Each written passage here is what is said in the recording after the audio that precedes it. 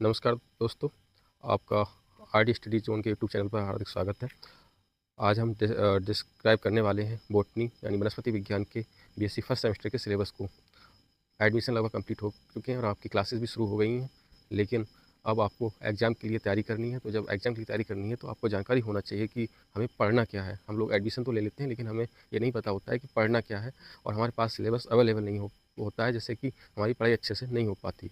तो आज हम वनस्पति विज्ञान के सिलेबस को डिस्क्राइब करने वाले हैं बीएससी फर्स्ट सेमेस्टर के। तो आपका बीएससी फर्स्ट सेमेस्टर का जो बॉटनी का सिलेबस है उसको 8 यूनिट में डिवाइड किया गया है, जिसमें से पहली यूनिट है माइक्रोबियल टेक्निक्स, और दूसरी यूनिट है माइक्रोबियल वर्ल्ड, और तीसरी यूनिट है फाइकोलॉजी, चौथी यूनिट है माइकोलॉजी, और पाँचवीं यूनिट है मशरूम लाइकेन माइकोरिजा, और छठी यूनिट है प्लांट पैथोलॉजी, और यूनिट 7 है डिसीजेस एंड कंट्रोल, यूनिट 8 है अप्लाइड माइक्रोबायोलॉजी। इन 8 यूनिट में हमें क्या पढ़ना है और कितना पढ़ना है, ये आगे हम डिस्क्राइब करेंगे।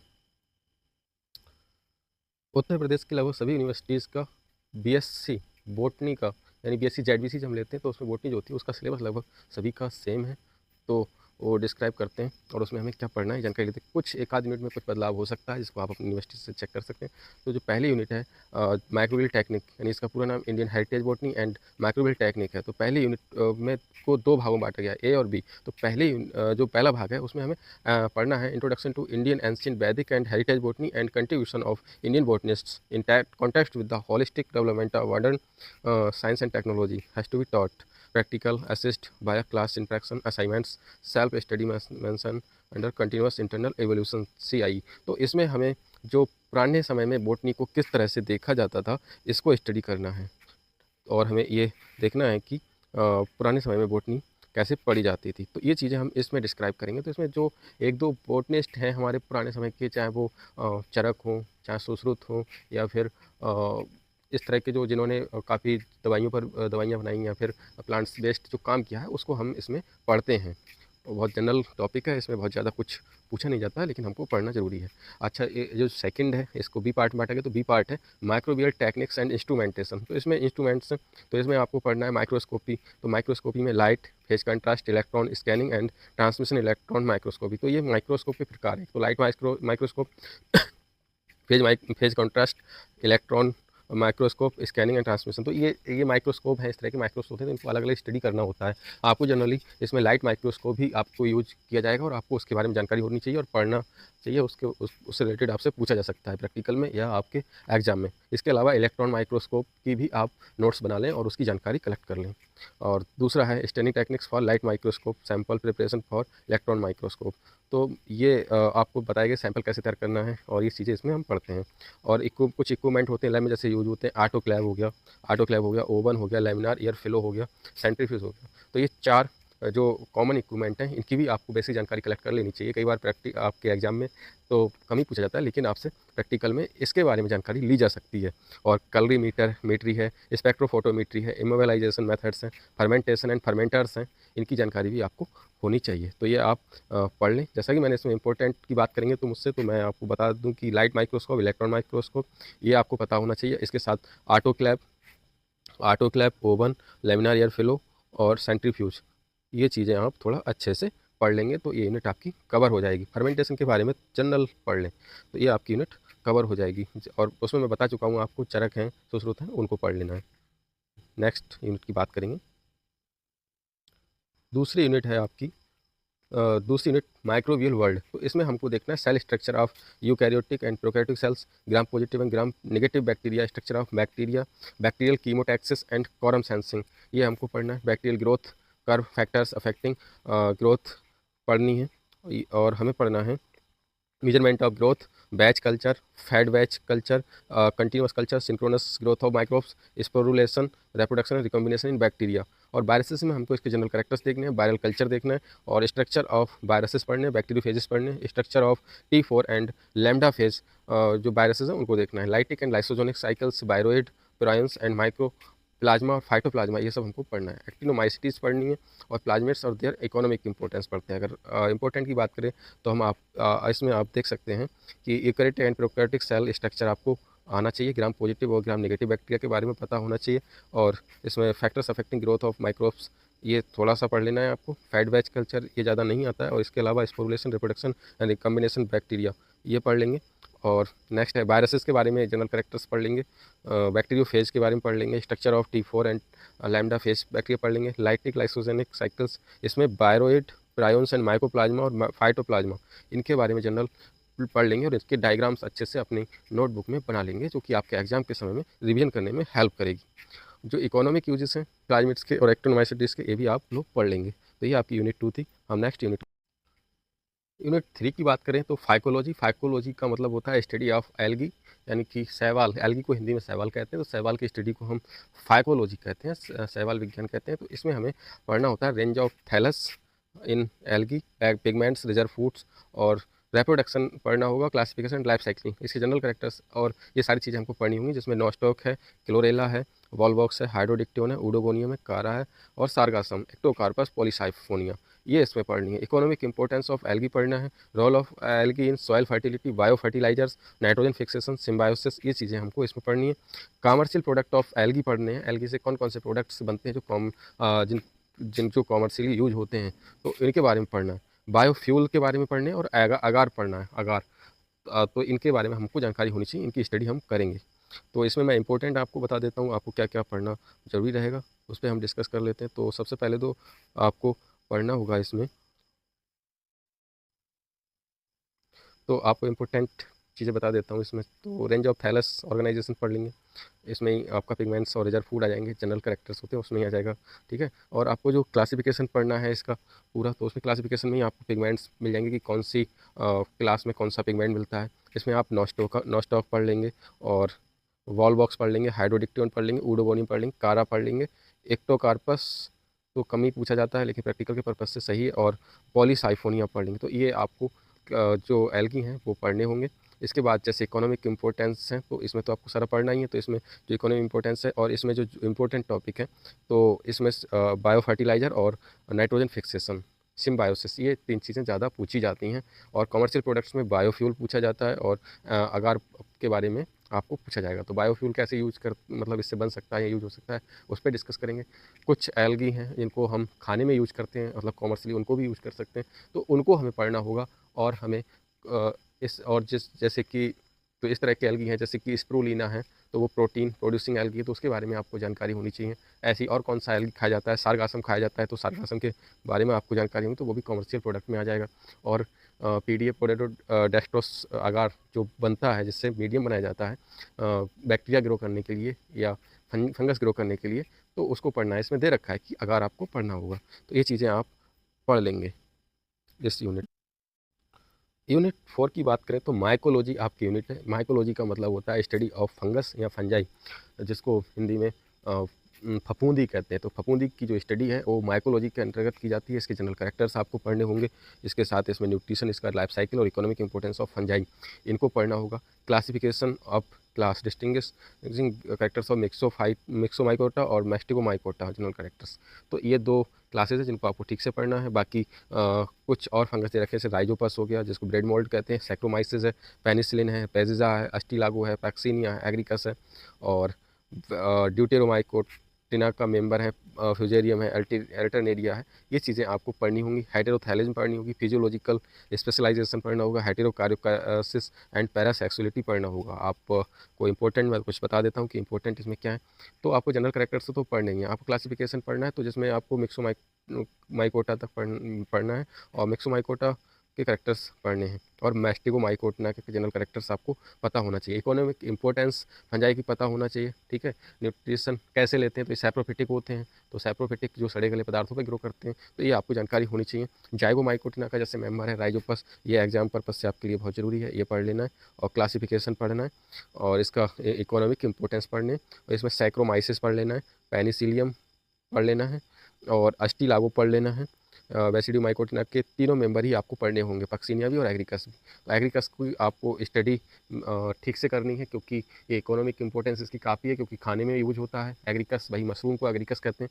तो इसकी स्टडी आपके इसके जो उगाने का तरीका दे रखा है उसकी भी स्टडी कर लेंगे साथ में, तो आपको फ़ायदा रहेगा। और ड्यूटेरोमाइकोटिना में अल्टरनेरिया है, अल्टरनेरिया का डिसीज़ केस करता है, तो इसको आपको पढ़ना है। इसका पूरा नाम अल्टरनेरिया सोलानी होता है, तो पढ़ना है। इसके साथ हेटेरोथैलेजम पढ़नी है, ठीक है, हेटेरोकार्योसिस पढ़नी है और पैरासेक्सुअलिटी पढ़नी है। ये टॉपिक्स आपको इस यूनिट में कवर करने होंगे अच्छे मार्क्स के लिए।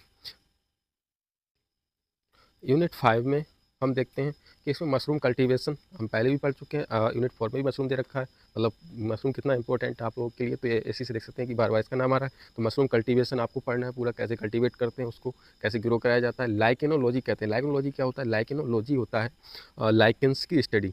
अब लाइकेंस क्या होते हैं? तो लाइकेंस आज क्लास में आप पढ़ेंगे कि जो फंगस होता है और फंगस और शैवाल एल्गी, इन दोनों को मिलकर मिलकर के सिम्बायोटिक एसोसिएशन बनाते हैं, वो लाइकेनोलॉजी कहलाता है। ऐसी माइकोरेजा होता है। माइकोरेजा क्या होता है? जो फंगस होता है, जो कुछ रूट्स जैसे कि सॉरी फॉर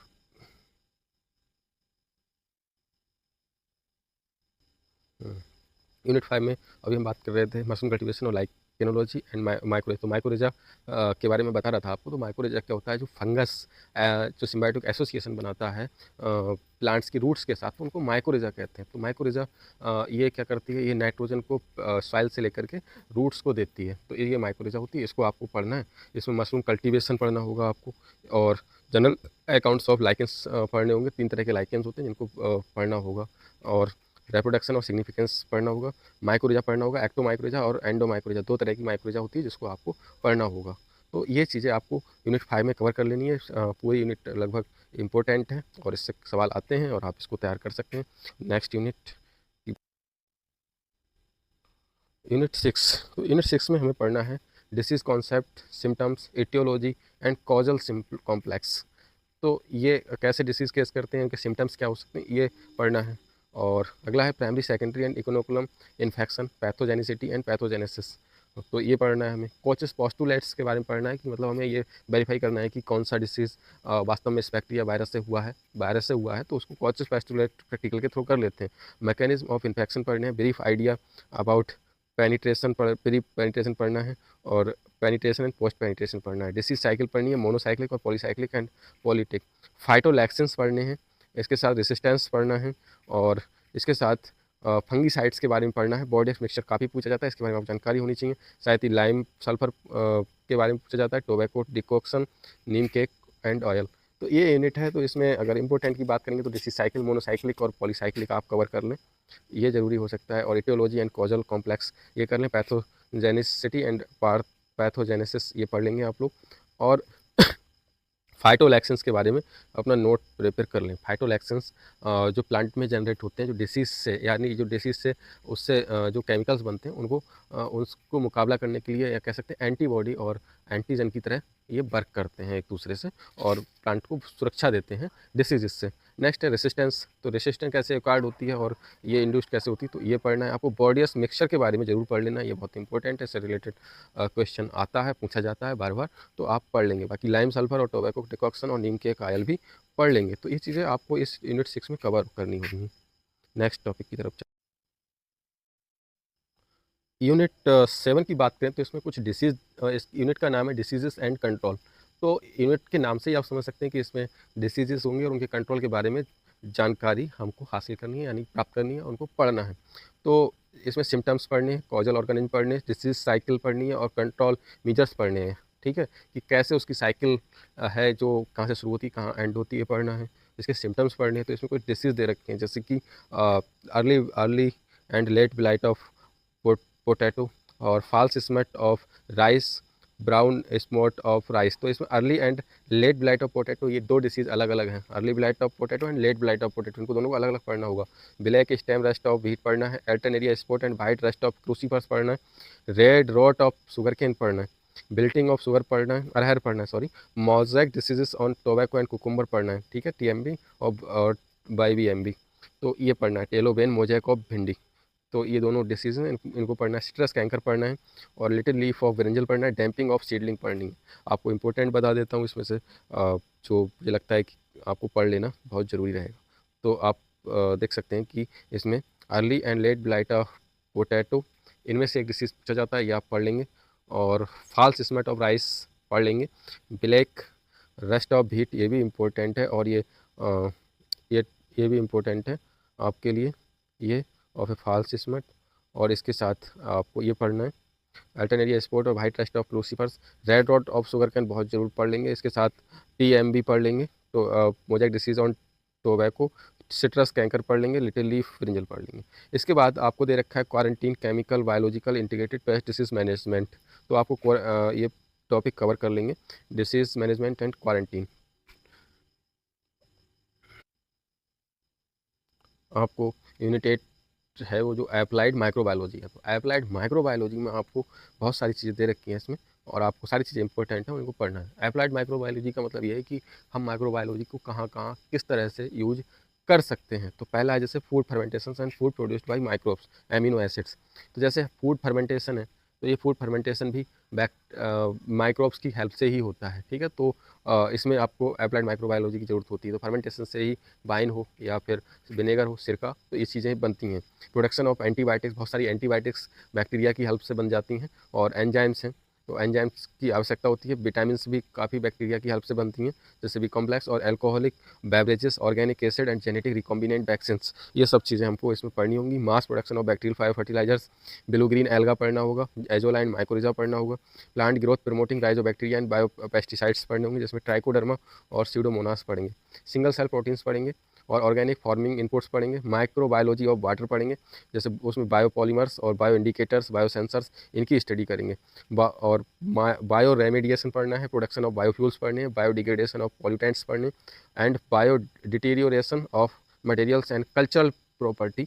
ये सारी चीज़ें आपको अप्लाइड माइक्रोबायोलॉजी में कवर करनी है। लेकिन ज़रूरी क्या है, आपको पढ़ लेना है। तो वो उसमें आपको पढ़ लेना है सब दूसरे नंबर पे जो production antibiotics, enzyme, vitamin, alcoholic beverage, ये सब पढ़ लेना है, ठीक है। और यहाँ फर्मेंटेशन पढ़ लेना है आपको। फर्मेंटेशन आप पहले भी पढ़ चुके हैं पर फर्स्ट यूनिट में, और यहाँ पर भी दे रखा है, तो आप एक बार इसका नोट्स बना लेंगे और वही तैयार कर लेंगे। Mass production of bacterial bio fertilizers, तो बायो फर्टिलाइजर्स में आपको BGA, ब्लू ग्रीन एल्गी और एजोला और माइक्रोजा, इनकी स्टडी कर लेनी है। और माइक्रोजा आपको पहले भी पढ़ लिया, तो आपको दोबारा पढ़ने की आवश्यकता नहीं होगी। और PGPR यानी कि प्लांट ग्रोथ प्रमोटिंग राइजोबैक्टीरिया, ये आपको पढ़ने हैं। और इसके साथ आपको बायोपॉलीमर्स और बायो इंडिकेटर्स, बायोसेंसर्स पढ़ने हैं। बायो रेमेडिएशन पढ़ना है, bio remediation, production of biofuels पढ़ने हैं। और बायोडिग्रेडेशन ऑफ पॉल्यूटेंट्स एंड बायोडिटेरिएशन भी पढ़ना है। तो इसमें बायोडिग्रेडेशन ही पढ़ लेंगे। बायोडिग्रेडेशन में क्या होता है कि जो पॉल्यूटेंट्स को बायोडिग्रेडेट हम बैक्टीरिया की हेल्प से कैसे बायोडिग्रेड कर सकते हैं, तो ये चीज़ें इसमें स्टडी होती है। मैंने आपका पूरा सिलेबस कवर कर दिया है। बाकी अगर आपको कुछ प्रॉब्लम है, कुछ पूछना है, तो आप मुझसे कमेंट बॉक्स में पूछ सकते हैं। अगली वीडियो किस टॉपिक पे चाहते हैं, ये भी डिस्कस आप मुझसे कमेंट बॉक्स में बता सकते हैं। और इसके साथ ही आप चैनल को सब्सक्राइब करके चैनल से जुड़ सकते हैं, और आपको समय समय पर इसी तरह की वीडियोस, इन्फॉर्मेटिव वीडियोस मिलती रहेंगी कि आप अपनी पढ़ाई को कैसे बेहतर बना सकते हैं। इसी के साथ आप सभी का धन्यवाद। थैंक यू सो मच, और सब्सक्राइब करें, जुड़े रहें हमारे।